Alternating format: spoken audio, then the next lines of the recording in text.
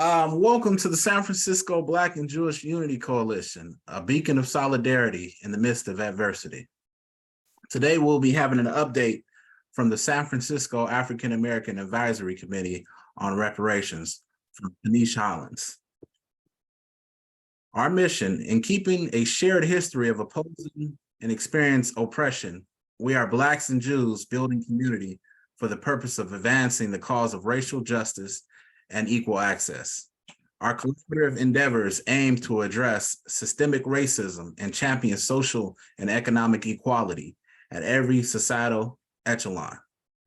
Embrace this journey with us as we merge our voices, insights, and actions to pave the way for just and inclusive future.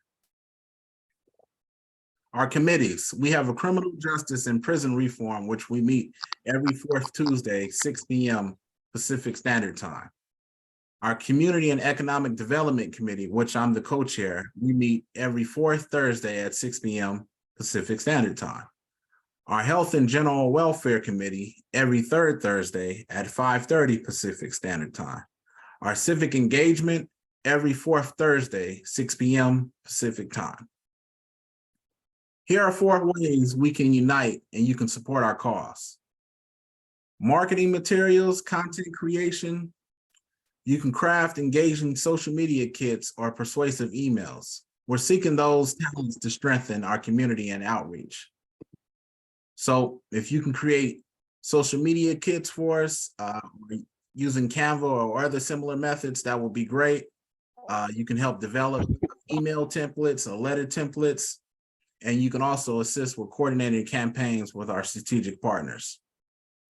We also need support and ally outreach, and your support can be as much time as you want or as little time as you want. So with ally outreach, strengthening and expanding our network is key to our mission. We need you to liaise with our allies, discover opportunities for mutual support, and foster robust partnerships. So we will need you to connect with our allies, policy directors, and managers, and seek out ways we can support each other in our mission. We need legislative research and coordination. Our mission is political as much as it is social. We need your help to influence undecided legislators and mobilize legislative support for our cause. So you can help identify legislators who may be open to our cause. You can coordinate with their aides and from co-sponsors and understand their needs and support them. Also, you can provide direct advocacy. Every voice makes a difference. We need your voice to reach those in power and to advocate for our cause. So you can contact and meet with legislators, aides, or Board of Supervisors, or a combination of all 3. Public commentary, including the creation of compelling talking points, also direct meetings with legislators and legislative aides. Thank you, and I hope you enjoy our event.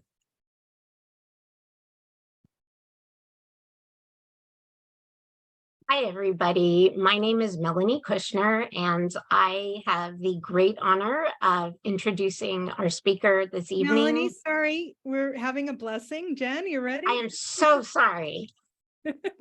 We always start traditionally our meetings with a blessing. I was Jen, busy you admitting need to people, give us so our Ann blessing. and Brent, please keep an eye on that now. Thank you. Sorry.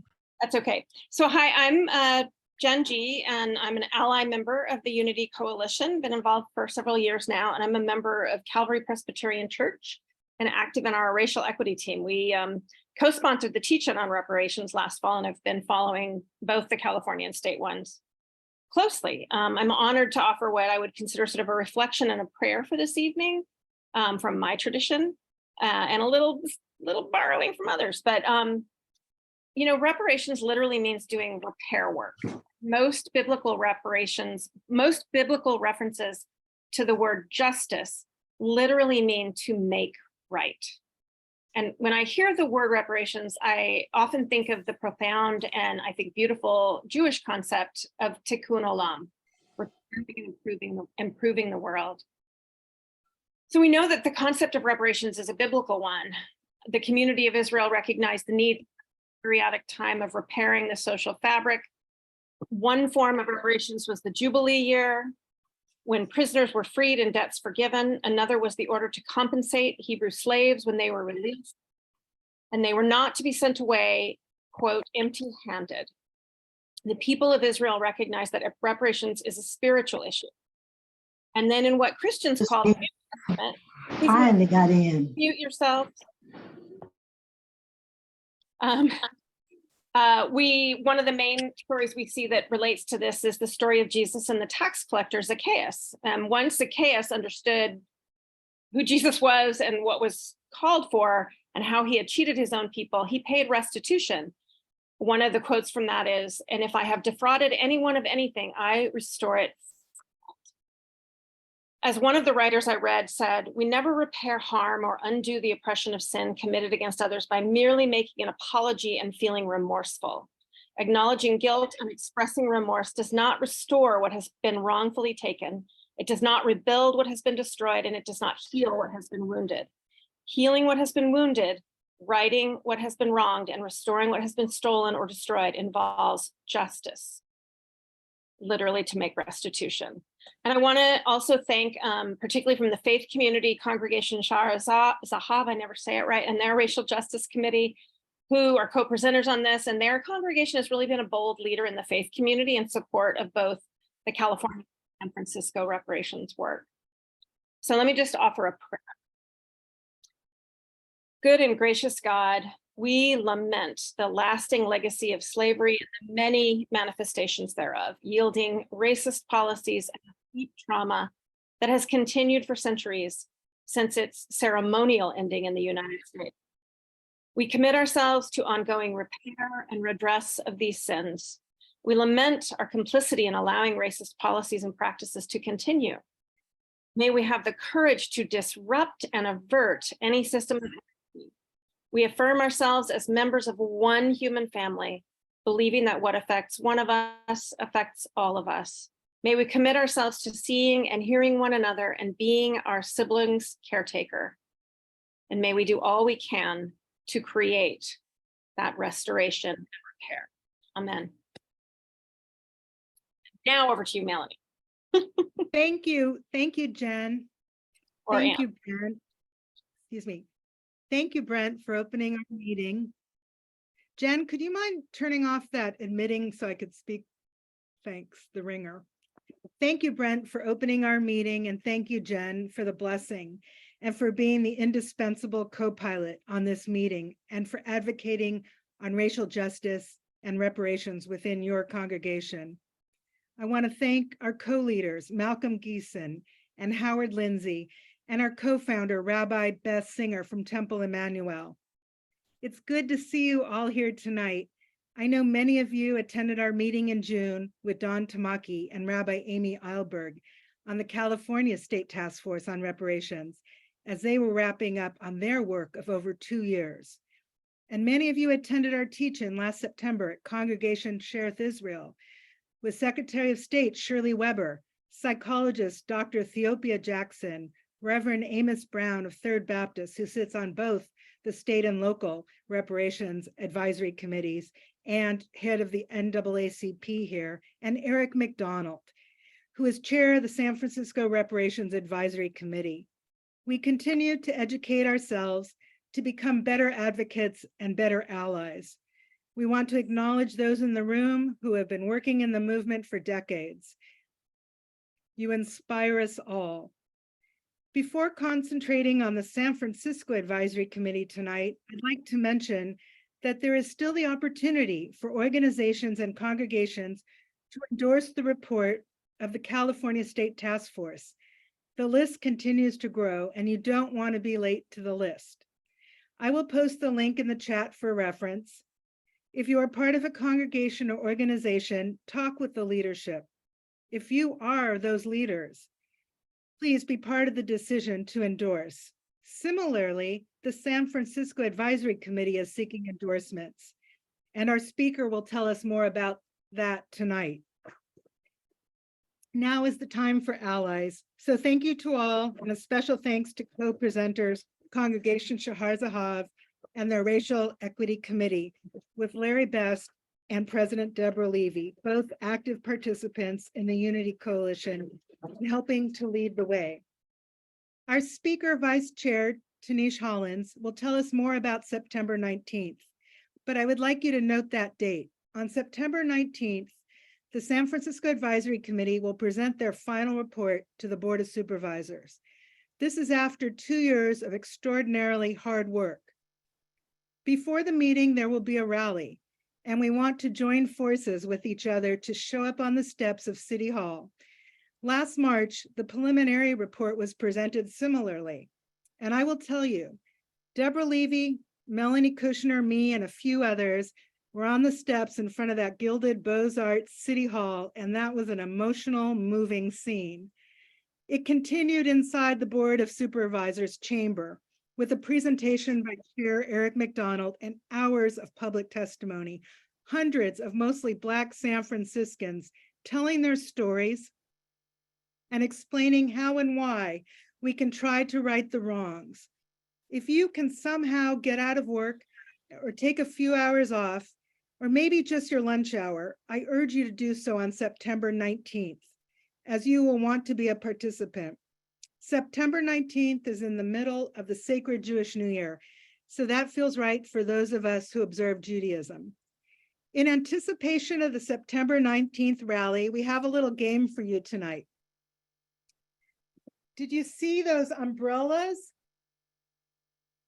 in that Associated Press picture that went around the world? Well, that's because most media can't afford their own pictures. So it just kept getting repeated. If you plan on attending September 19th, maybe you would like to have a yellow umbrella. We're going to play a game. You can put your name in the hat and we will draw from the names and we will give you a hand-painted yellow umbrella. So I'm going to put the link in the chat in a moment and you can sign up to enter the contest. Now on to our special speaker, Vice Chair Tinisch Hollins. Thank you for being with us and all that you do. Melanie Kushner from our steering committee will be our host and Q&A moderator, and I turn the program over to you. Take it away. Thank you so much, Anne. As everyone could see, I was so excited that I got ahead of myself. Hi, everyone. I'm Melanie Kushner, and I have the honor of serving on the steering committee of the San Francisco Black and Jewish Unity Coalition. I'm very, very passionate about justice and tikkun olam and justice reform. And yeah, in my day-to-day life, I work for the Superior Court of California in San Francisco as the director of collaborative justice programs, where we look at alternatives to incarceration and ways to support people, both people who are justice involved and victims, in healing and increasing public safety by addressing causes of criminal behavior. I'm very passionate about that. Prior to that, I was the deputy chief of victim services under DA Chesa Boudin. And prior to that, I spent 14 years in the San Francisco jails as deputy director of reentry services. So this is my passion. And I did work at Shar Zahav while I was in grad school. I worked there for 6 years, 3 years as rabbi's assistant and 3 years as program director. So things all come around. With that, I am so honored to introduce our speaker. If you have not heard Ms. Hollins speak yet, you're in for a big treat. Tinisch Hollins is the executive director of Californians for Safety and Justice, the co-founder of San Francisco Black Wall Street, and the vice chair of the San Francisco Reparations Advisory Committee. She has been an entrepreneur, advocate, and organizer, uplifting the experience of Black and marginalized people for more than 2 decades. She has dedicated her life to creating opportunities and driving resources to communities and organizations closest to the harm. Tinisch's leadership has led to historic changes in local and state laws and policies related to criminal justice reform, violence prevention, support for victims, and public safety. I'm going to turn it over to Ms. Hollins. And Ms. Hollins, if you can tell us a little bit about yourself and a whole lot about your work and the amazing things that you have done. And some people here know a whole lot about San Francisco reparations, and some are brand new. So thank you so much for joining us, and over to you. Thank you so much for the warm welcome, Melanie. It's good to be connected with you here. And thank you all for having me. I mean, it's just exciting to see the number of people who have hopped on tonight. So many of you who have been movement leaders, looks like across the country, which I wasn't expecting, but that is exciting to see you. And then some familiar faces. It's really good to see you here too. So Melanie was kind enough to read my bio, but I'm a San Francisco native. Grew up in a couple of neighborhoods, and Bayview was the last neighborhood that I call home. I don't live in San Francisco right now, unfortunately, so I hold the displacement seat on the San Francisco Advisory Committee, Reparations Advisory Committee. But I'm a San Francisco native. My grandparents on my father's side came to San Francisco in the 50s, migrated from the South, as many Black San Franciscans did, fleeing the racialized terror in Arkansas and Texas. On my maternal side, it was from Louisiana and from Puerto Rico. And my mother's side of the family has been in San Francisco for more than 100 years. So I am a true blue San Francisco native, love my city deeply, every neighborhood, every culture that's represented. And one of the things I love the most about being in the fabric of San Francisco is specifically being a Black San Franciscan. Because it is a unique experience for so many others across our country. There's so many things that we all have in common as African Americans through our history and our lineage, but there's something very distinct about being Black and from San Francisco. And some of it has to do with geography and history and the very specific type of harm that we've experienced being so far removed from where many of us claim our roots. Not just here in the United States, but obviously in places far beyond that. So my culture and my history, my family has poured a lot into me, and I've spent most of my life pouring back into my community, into my city, into the people and the culture that I love. It's been a distinct honor to serve as the vice chair of the Reparations Advisory Committee for the past 2 years. Having the opportunity to listen to Black San Franciscans, some who are still here, many who are displaced, some who have called in and listened and participated in our virtual meetings from as far away as Ghana and Libya, who were at one point San Francisco natives and San Francisco residents, to tell their stories, to share their family history, to ask questions, but more than anything, to stand in solidarity for demanding justice. I'm gonna tell you a little bit about the process for those of y'all who are new to it. And so our advisory committee was formed in February of 2020. Then president of the Board of Supervisors, who's now the District 10 supervisor, Shaman Walton, he introduced a resolution that basically was calling for a process to address reparations for Black San Franciscans. And so the approval passed an ordinance in December of 2020, and the ARAC is what we call it for short, was created. And so there are 14 seats. I am seated in one of them. You can read at sfreparations.org more details on the composition of the advisory committee. I'm sorry, 15. I said 14. I counted myself. But more on the composition of the advisory committee. Our charge was to produce a report with recommendations on how San Francisco can repair the harm done to Black San Franciscans. We looked at 4 primary areas, which were economic empowerment, education, health, and policy. But we also included environmental justice, criminal justice, and kind of broader social and cultural issues that we all wanted to see addressed in terms of repairing harm.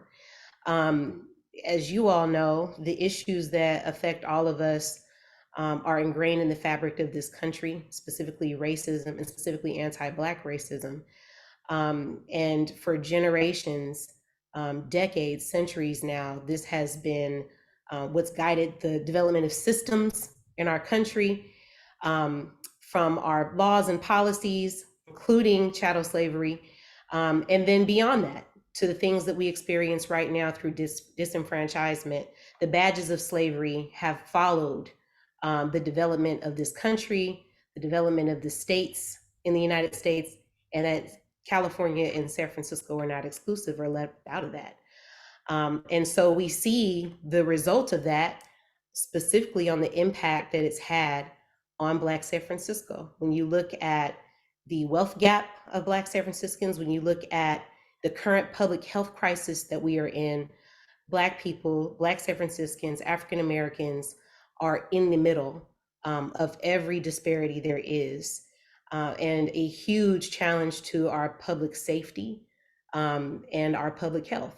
And so we wanted to see that addressed in practical ways. We wanted to see that addressed in financial repair. We wanted to see that addressed in access to opportunity and equity.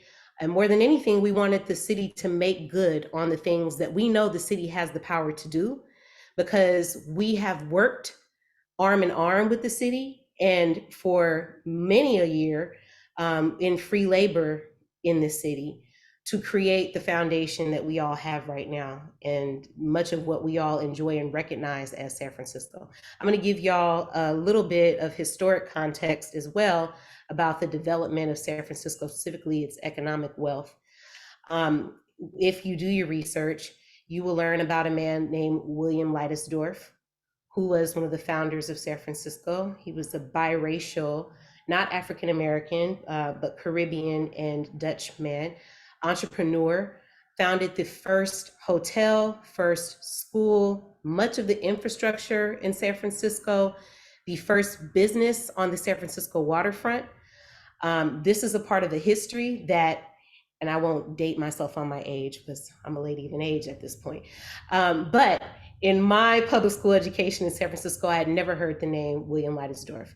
Many of you may have heard the name Mary Ellen Pleasant, who was also an entrepreneur, and through the wealth that she was able to accumulate in San Francisco, specifically in silver during the gold rush, she was able to source monies to support the Underground Railroad and move folks to the West, specifically to San Francisco. These are things that I never learned about in my public school education. In fact, I didn't learn about them until recently, over the last few years, and specifically during the pandemic, as myself and the other co-founders of San Francisco Black Wall Street banded together to protect Black home, Black businesses, and Black cultural space.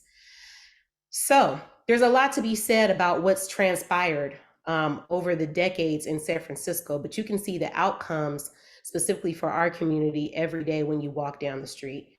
Our goal with this reparations process was, one, to name the harms, two, to name the eligibility criteria, which was incredibly difficult and will still be an ongoing process, but we have recommendations in the report for who would be eligible for the different types of repair, right? We're not just talking about compensation, but the different types of repair that we would like to see.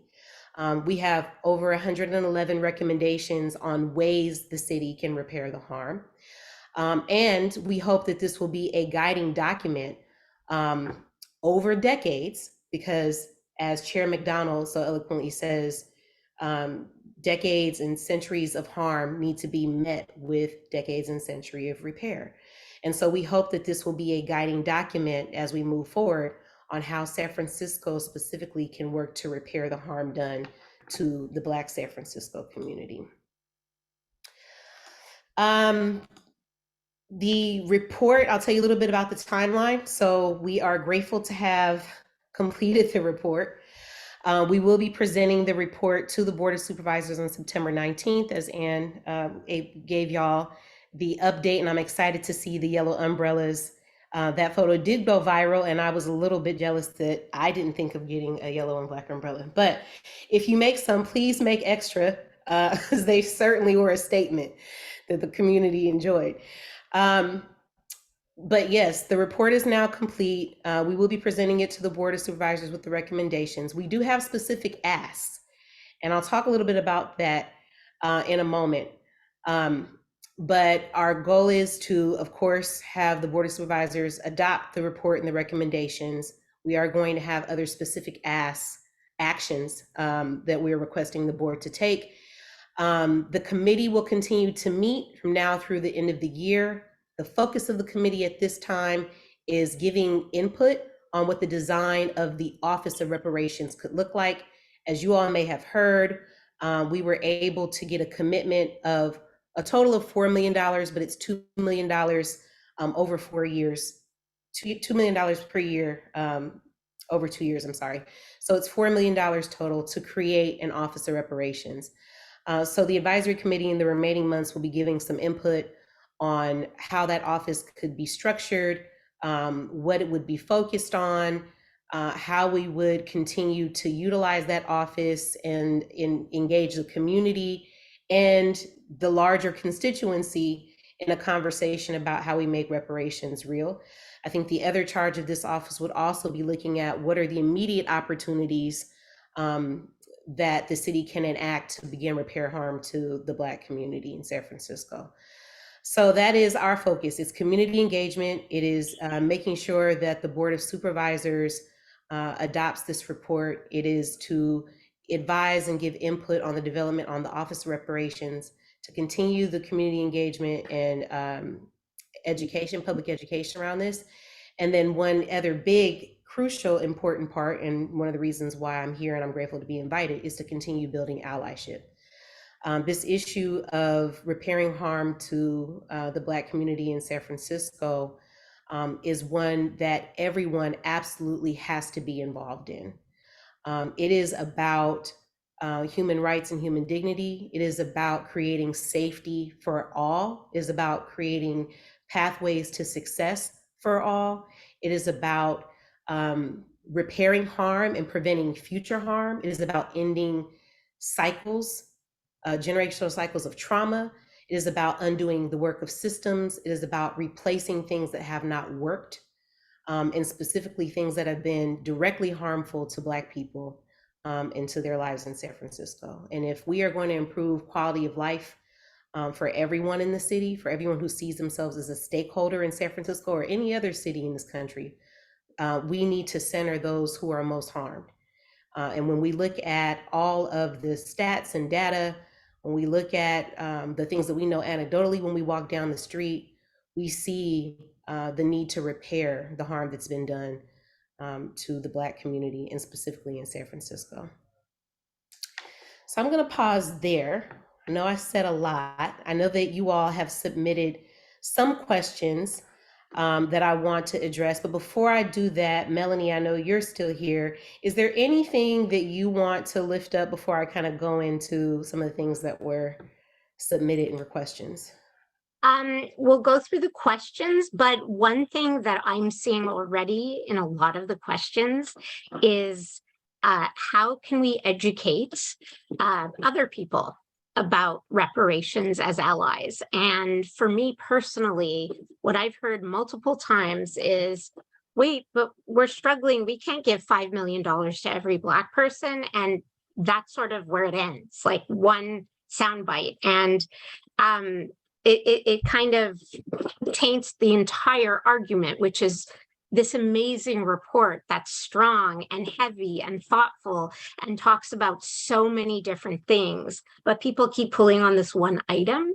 Part of that whole, like, we want to live in a doom loop. It's fun, but it's not. So how should we address that to people who don't get it and haven't gotten even past a soundbite like that? That's a great question. First, I think it's important for those of us who really see ourselves committed to this issue to recognize that being hyper-focused on the $5 million ask, that play by the media was very intentional. And in many ways it worked, especially for folks who may not be interested in taking the time to actually educate themselves, or folks who have their own biases and may not see certain demographics as being more deserving of being repaired for the harm. There's lots of reasons, and we can go into them.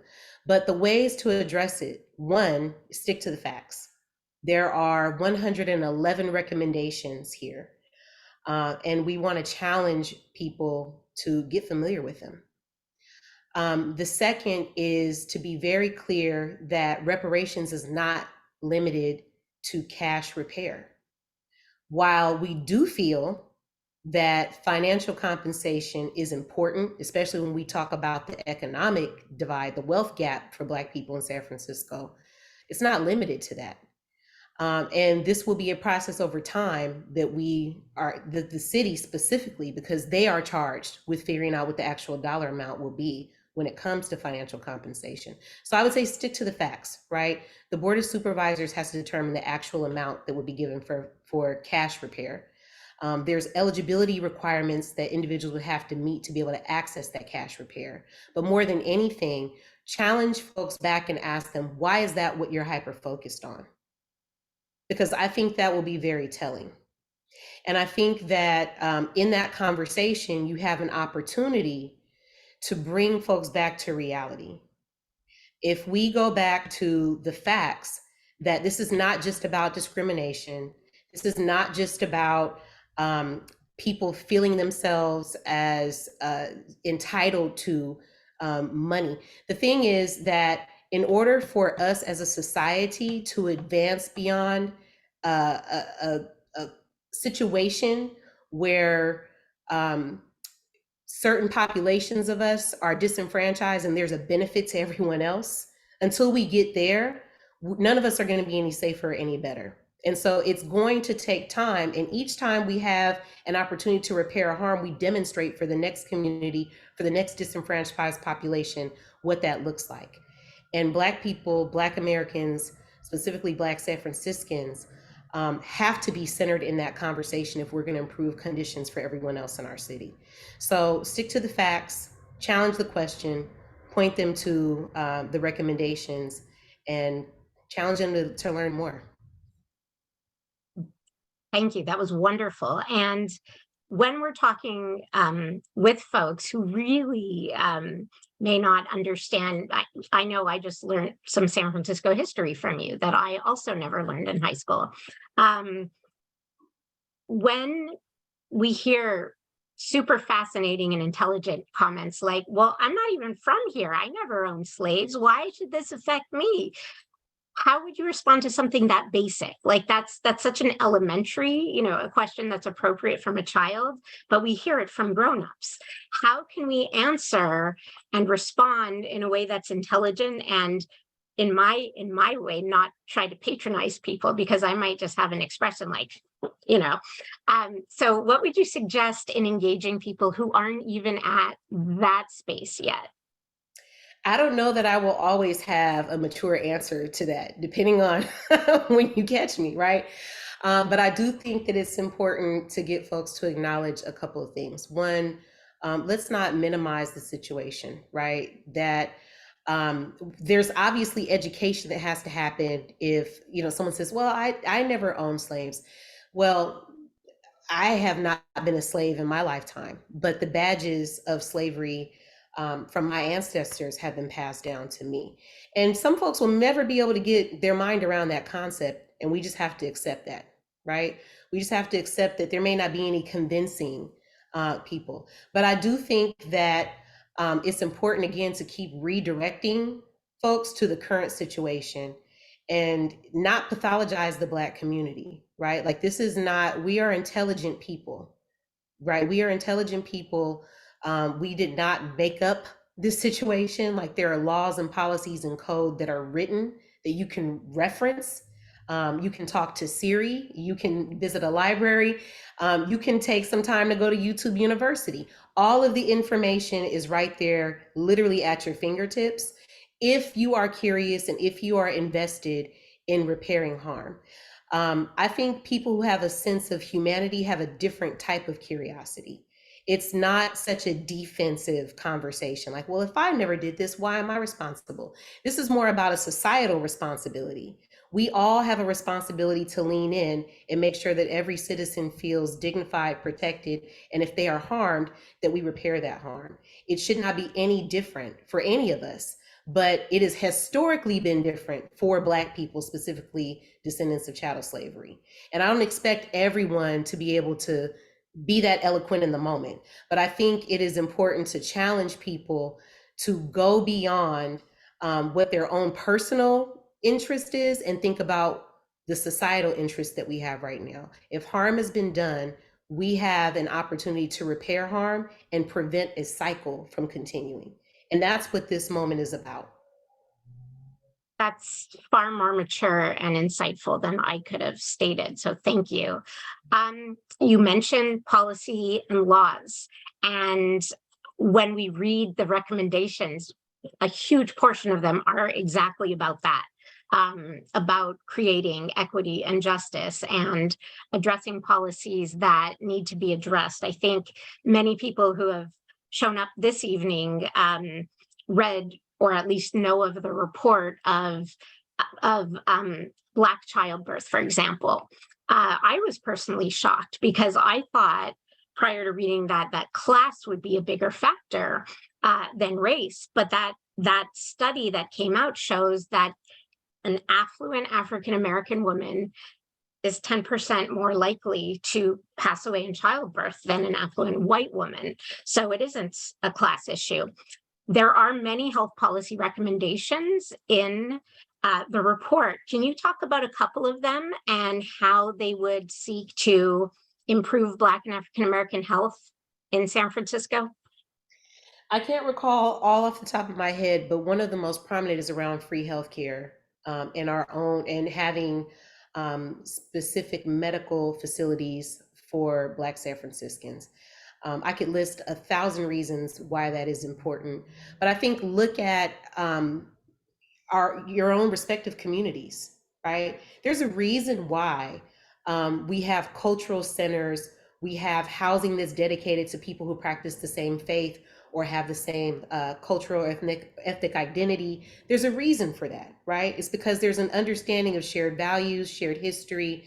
And it doesn't mean that only the folks that are in that space or who identify that way are the only ones who appreciate it or the only ones who are welcome. It means, though, that those communities and those cultures are centered in that space. African Americans have very few spaces where they are centered in San Francisco and across the country.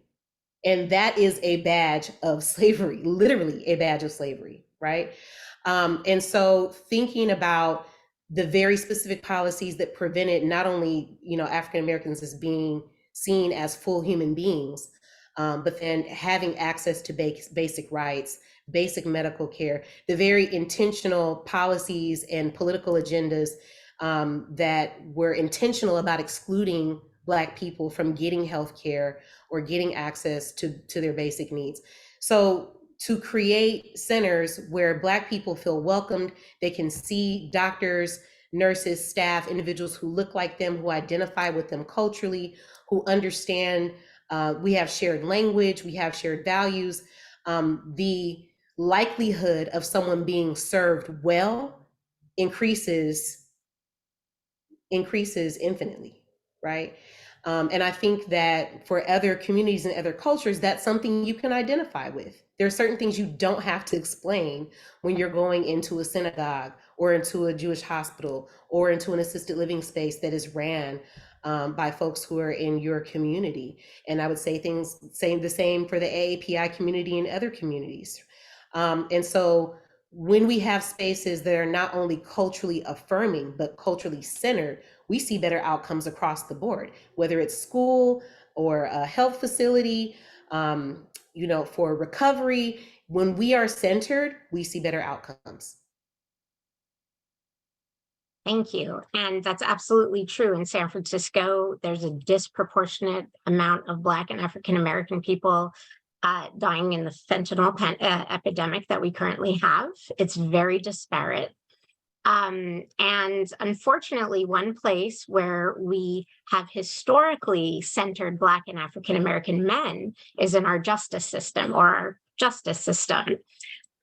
in your work in safety and justice, which has some overlap, in my opinion, in reading, knowing what you do there and reading the recommendations, obviously criminal justice, it plays a significant role. Now, San Francisco, one of their initial goals in safety and justice in a grant that was given by the MacArthur Foundation was to reduce the amount of young Black and brown men in custody in San Francisco proper. And then COVID happened and the jails were largely cleared out from people who were post-sentence and nonviolent. And that was great. The goal was met in 3 weeks. However, what wasn't met was the percentage. And not only was that percentage not met, but the most recent statistics from the Sheriff's Department show that the percentage of young Black men in the San Francisco jails over the past year is higher than it's been in 20 years in San Francisco, percentage-wise. Over 41% of the jail is Black in a city that is just about 4% Black and African American. So can you talk about some of the San Francisco criminal justice recommendations in creating equity and change under this? I think the most significant is one of the most significant recommendations we have as it relates to criminal justice is related to eligibility. And that is identifying individuals who are directly impacted by the war on drugs within a specific timeline, and adding that to the harms that we identify. And that gives individuals eligibility for the different types of repair. And to be more specific, if through this process, we are able to create a preference where individuals who've experienced certain types of harm, African Americans, Black San Franciscans, have experienced harm, and this makes them eligible for harm repair through the reparations process, we could see those individuals prioritized for housing, for education, for financial compensation, for certain types of access, for certain types of relief, right? Right now, that challenge, considering the fact that we have Black leadership in the city, from the office of our mayor to our district attorney to our police chief to many other department heads in the city, and to still have an overrepresentation of Black people in our San Francisco County Jail is embarrassing, quite frankly. And it's not, I do believe that there are significant challenges. I'm sympathetic to the challenges that are in front of us about what we do in public safety. But if we go back to what we said at the beginning and really treat this issue as a public health crisis, and then look specifically at who's in the middle of it, who's been most harmed, then we have solutions right in front of us. And we don't have to over-criminalize or rely on incarceration to be the response for everything that's happening. It clearly isn't, but there is there is a systemic and historic notion that's tied to that. And it's intentional that you see an overrepresentation of Black people in the system. So I think if we can utilize this process to pull those folks to the front, and it's not just Black men, it's Black women, Black children in all of the systems, right? But specifically in our county jails, then we see an opportunity to not only end recidivism, but stabilize their lives and give them access to things that would interrupt the cycle. That's what we want. And to support people in not going in the first place. And that which shame on us, right? So with that said, can you talk to us a little bit about what you see as the greatest barriers that may thwart the passing of this historic report and the recommendations? Well, where can we start? There are no shortage of challenges, but we are not discouraged at all. You know, what we've been able to achieve in San Francisco through the creation of the advisory committee, through the process of developing the report, to making international news, and then inspiring other cities and counties across the state to not wait for a federal inaction of reparations, but to start the process is a win in itself, right?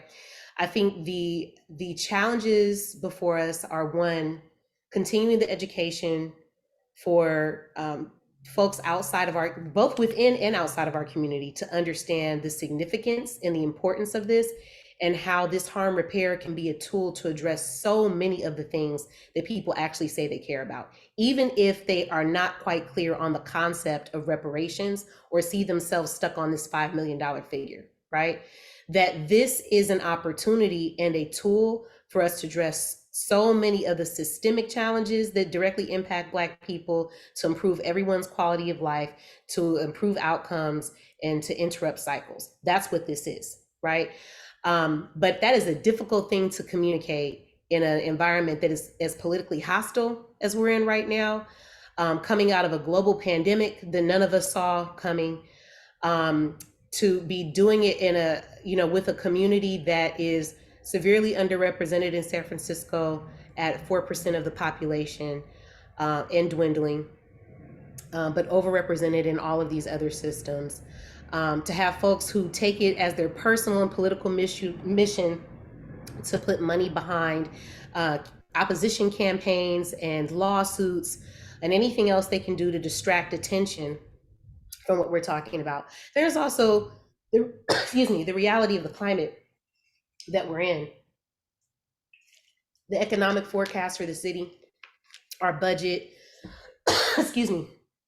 and the immediate situations that we have, that not only, while Black people may be in the center of it, everyone's experiencing, right? Like businesses are closing, businesses are closing, people are being harmed, and that's all real, and it's happening right now. So our challenge right now is to, one, acknowledge that all these things are happening. Two, not get persuaded to go back to the easy answer, right? Because I honestly think that a lot of the knee-jerk responses are laziness. What we're being challenged to do right now is replace systems that have never worked for any of us, whether we're talking about the criminal justice system, the health system, the education system. That's a global conversation that we're all in.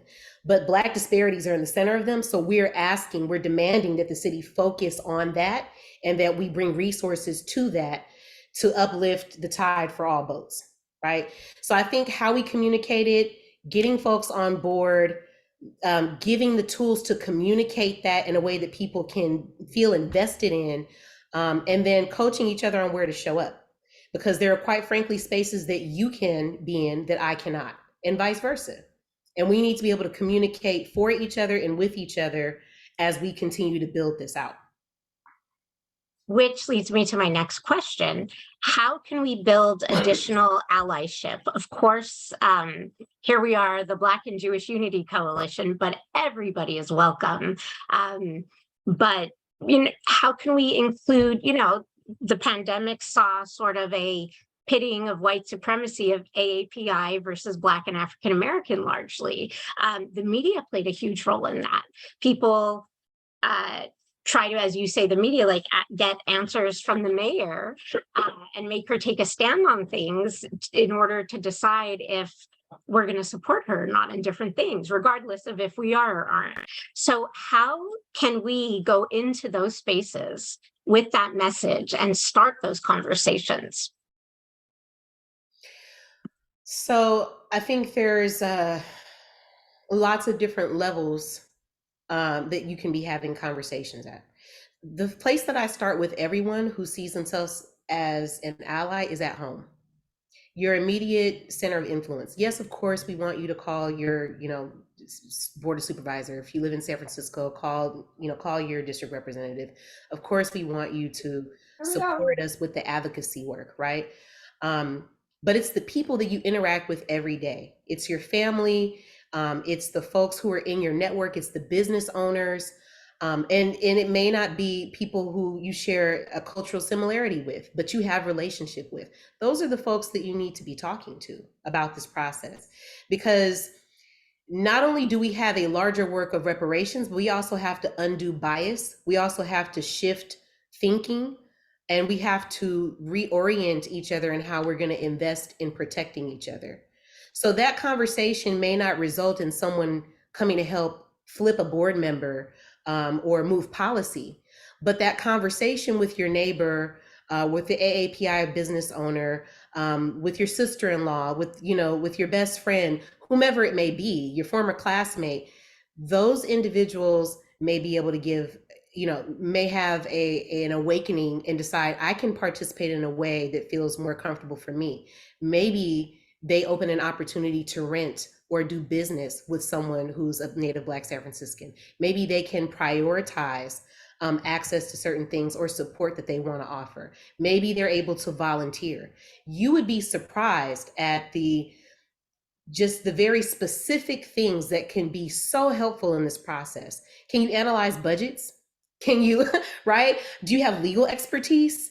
Do you, are you able to coach folks on how to establish certain contracts, right? These are all things that people are not thinking about. We're thinking about the big political battle, but there are everyday things that people can do to show their allyship in this. So it starts with educating yourself. It starts with public education with the people who are closest to you.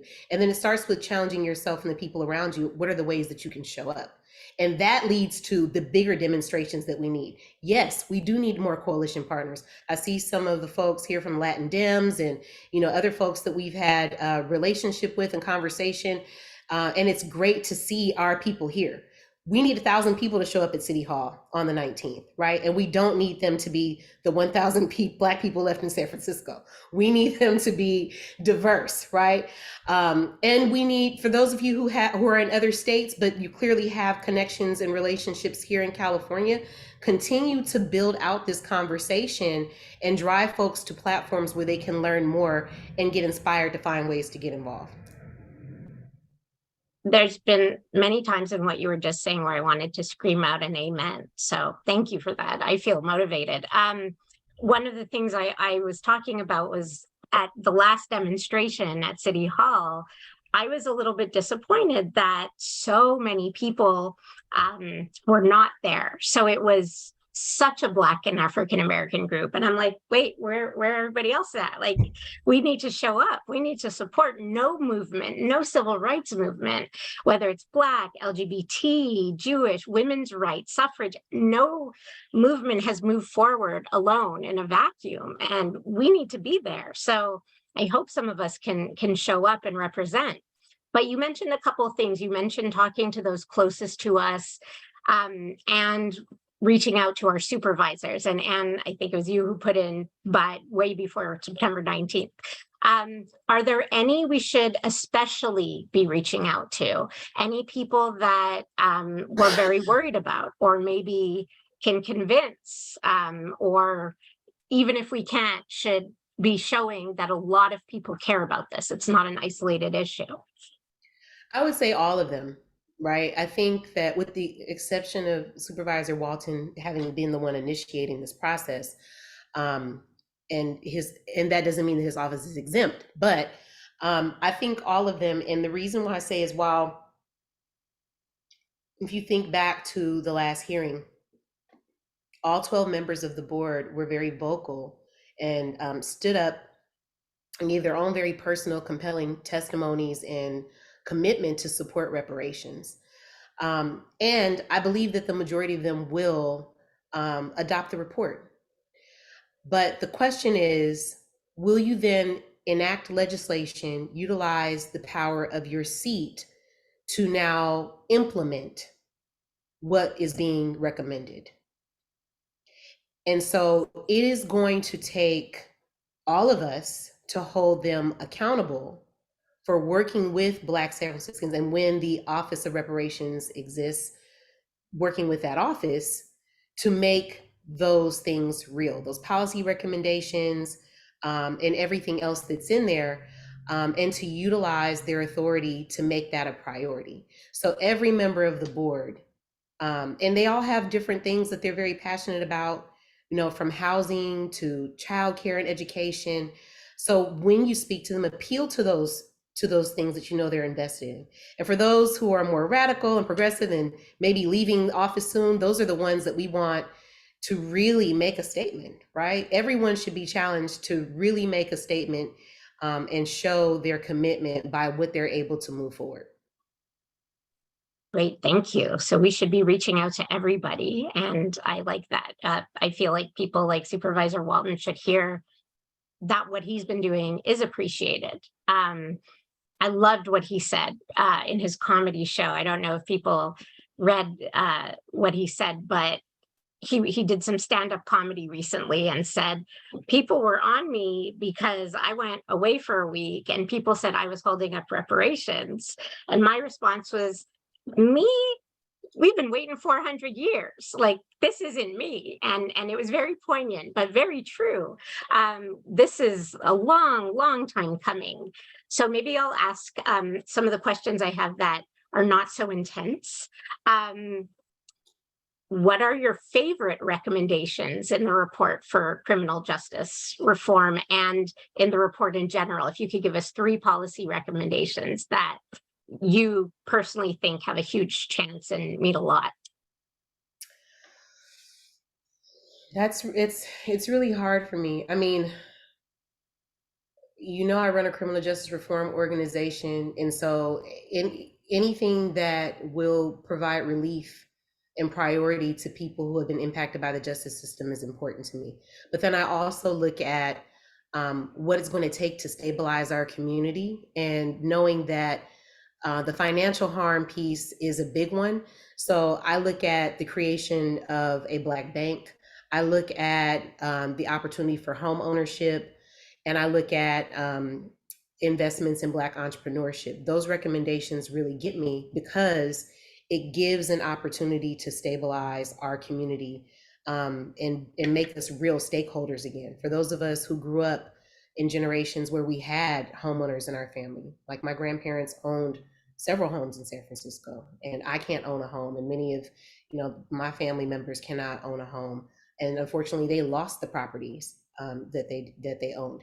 So while it's not specific to criminal justice, I understand the cycle that perpetuates seeing overrepresentation of Black people in the justice system. And I know that entrepreneurship, ownership, and being able to stabilize families is a big part of that. The recommendation to bring a HBCU got a lot of traction. Everyone's excited about that. Having Black-centered space in San Francisco is important to me. So whether that is the medical center or the HBCU or the first Black school, K through 12 in San Francisco, or maybe not the first, but one with the most significant investment in San Francisco, like all those things make me really excited. Great. They're all exciting things. All the over 100 recommendations, none of them are illogical. How would you say that reparations differ from Dreamkeepers initiatives and other programs with constituent overlap? That's a good question. And it also kind of relates to what happened at the last hearing. So just for context, both the Dreamkeeper initiative and reparations were being heard on the same day. And I think there was a lot of confusion and conflation for those two things. So the Dreamkeeper initiative was imagined by Mayor Breed in response to the murder of George Floyd, with redirecting $60 million of the police department's budget, prioritizing funds for Black-led organizations, Black businesses, and cultural events and activities. We all know that legally there is no way to claim these public resources for a people group, but the intention behind this initiative is to center the Black community. And so those funds have gone, and the idea behind the Dreamkeeper initiative is to give birth to projects and investments that show what it would look like if we repaired the harm to the Black community, if we centered the Black community. But it is not reparations. Reparations is redress, right? While Black community has been harmed, and there are lots of ways that we heal through centering them through the Dreamkeeper initiative, it is not reparations. Reparations looks at redress, repair for harm, in all these different categories and ways. There is a government policy that drives that action in a way that the Dreamkeeper initiative is a city-funded program. Great, thank you. The Black Reparations Trust concept is very intriguing, especially considering the wealth inequality and disparity in San Francisco. We have many billionaires. Can you talk a little bit about that, about the Black Reparations Trust concept and how that could thrive and exist in a city with billionaires and a lot of money and a lot of people with nothing? Yeah, I mean, the concept of trust overall, especially for the Black community, is an exciting one. There are lots of questions about governance and how we get folks to actually contribute to that and how we actually leverage it. But it's been a longstanding need. I don't have a lot of insight on the conversations that have been happening around the trust, so I can't give you much details, but I know it is one of the recommendations. And I think that especially as we have conversations about not just the public bank, but also looking at the agencies that had the Slavery Disclosure Act that hasn't necessarily paid into it, potential taxes and other ways that we could garner resources, a trust makes sense. So we're definitely exploring that. Thank you. Can you tell us a little bit about the campaign for endorsements and what endorsing the plan means? Yeah, so there is a link to sign on either as an individual or an organization to support reparations for Black San Franciscans. In this moment, what it means is that you are publicly declaring that you are in support of the process and the recommendations that we have in the report. It's really important for us to be able to quantify the number of people that are being reached with this information. It's important for us to be able to organize and bring folks together for more public education, but also for political action. It's going to be important to know who these folks are when it's time to vote, because that is another way that you are able to demonstrate your solidarity. And while that may be a separate thing, it's all very much related. And so signing on means that you are making a public commitment to your support. It's a way for us to be able to get back in touch and keep folks updated on the process. And then as coalition partners and folks who have the ability to take on more action, it's an opportunity for us to continue building together. For September 19th, one of our goals is to have 100 organizations and coalitions signed on in support of reparations. So I know that many of the coalitions, a couple who are represented here today, have already officially endorsed or supported it. We would like to be able to name them when we go on the 19th before the board and be able to show, like, it is not just the Black-led organizations or leaders in the city or even residents in the city. It's a large population of folks here who understand that this is important. Thank you. And it is. And I'm reading some of the comments and questions in the chat, and they're very powerful. So give them a read, everybody, if you have a chance. And I really, I appreciate the voices of the Black and African American people talking that allies we should support, but it's not our fight, but we should be there. We should give our resources, not our opinions. And I appreciate that feedback. I'm going to ask, how will the reparation proposal address, or if it's put into place, recommendations address the massive displacement of African Americans from the city? And we're seeing the same thing happen now in Oakland. We see people moving further and further out, Antioch, Tracy, Stockton.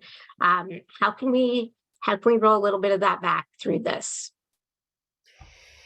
Yeah, I mean, it still comes back to closing the wealth gap. People have been displaced because they, primarily cannot afford to live here. We have a large representation of African Americans and even folks who are native Black San Franciscans who work for the city and county of San Francisco, which is one of the largest employers in the city, and cannot afford to live here, so they commute, right?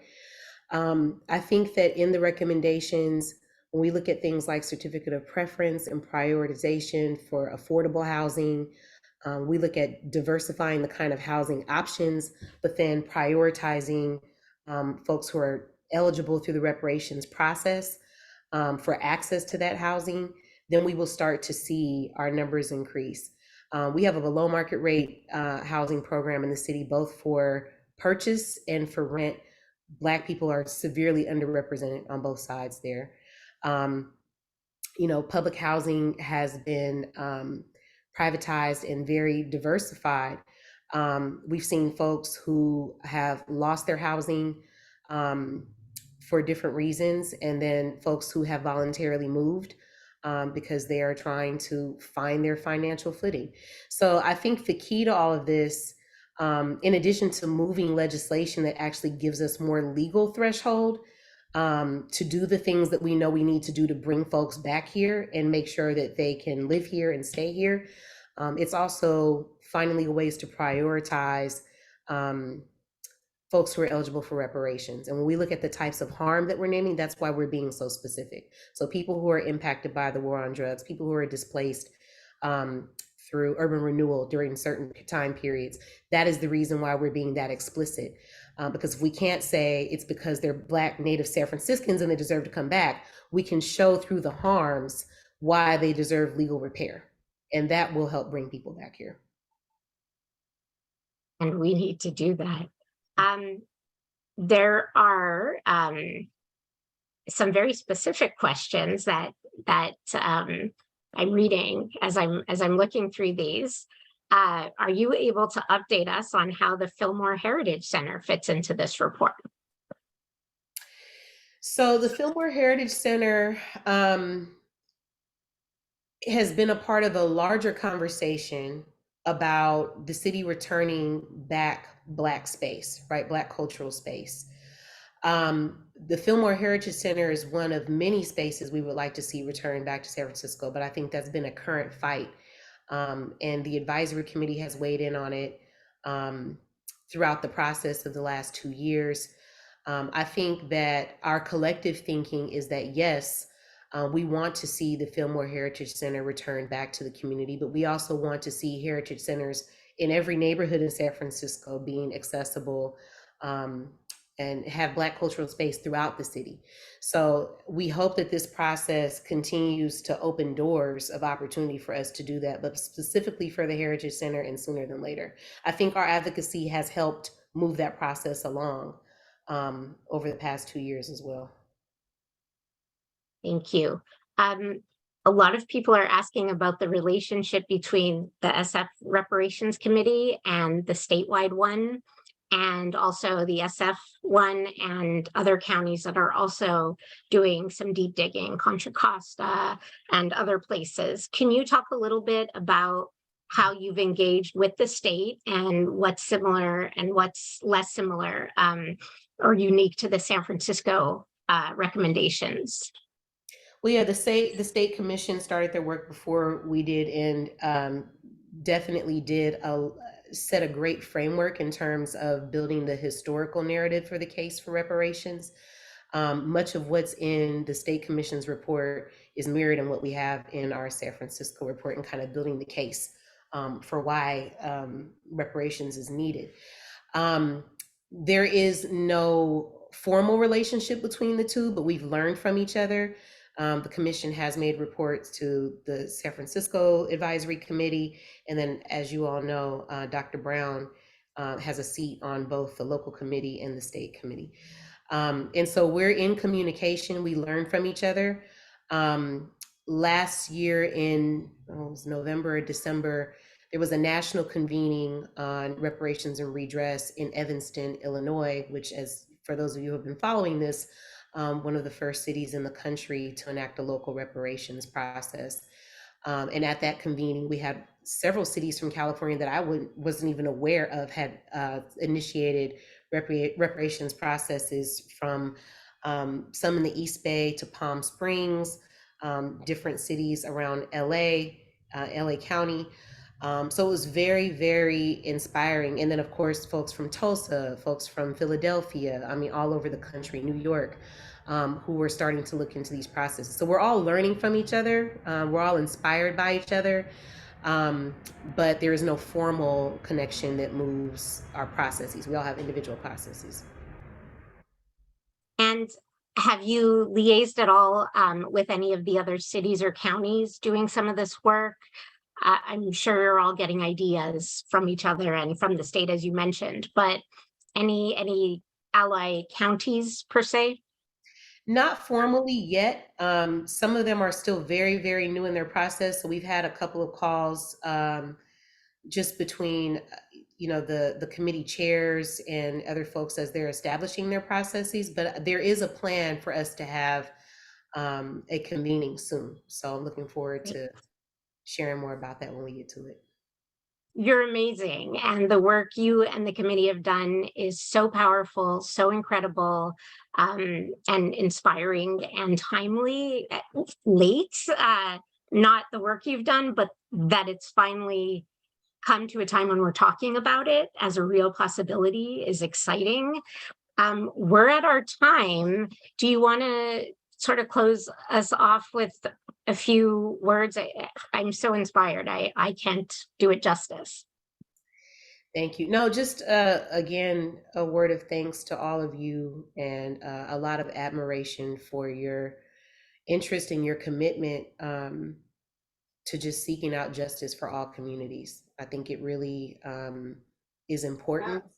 And as someone who has shown up for all communities for most of my life as an organizer and in the social justice movement and the criminal justice movement, we are stronger together.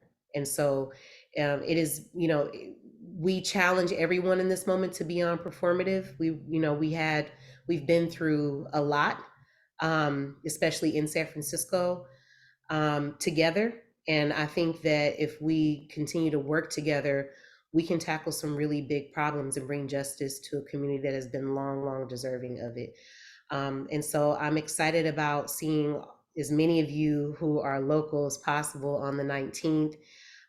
We do have our next ARAC committee meeting on Monday at 5:30. You can join us virtually or in person at City Hall in room 400. Definitely at the rally, and we'll be doing more public education and building out information on the website. But please do invite us back. And for those of you who are part of other coalitions, if you'd like for ARAC to come and give an update, please don't hesitate to reach out. We are definitely encouraged by the interest and need to build relationships as we continue to move through this process, not just for the hearing, but as we make justice real for Black San Franciscans. Thank you. So that brings us to time, and Anne put in a lot of things, and Jen did link a few times to the full report. If you have a chance, please read it. It's very robust. It's very thoughtful. It answers a lot of those questions that many people have, ourselves included, and talks about how things are going to get done. So please take some time to read it. Please join on the 19th of September. Talk to your loved ones and friends if you're able. Be an ally, create space, as somebody wrote, more listening. I'm just so excited. So thank you so much, Tinisch and Anne and Jen and Brent and everybody who set this up. And have an amazing evening. And thank you again so much. Thank you. Take care, everyone. Take care. Thank you, everyone. Thank you Good all. night. Thank you. Good night. Thank you all for joining us. Thank you, Ms. Hollins. I know. Bring. The scene for the black group.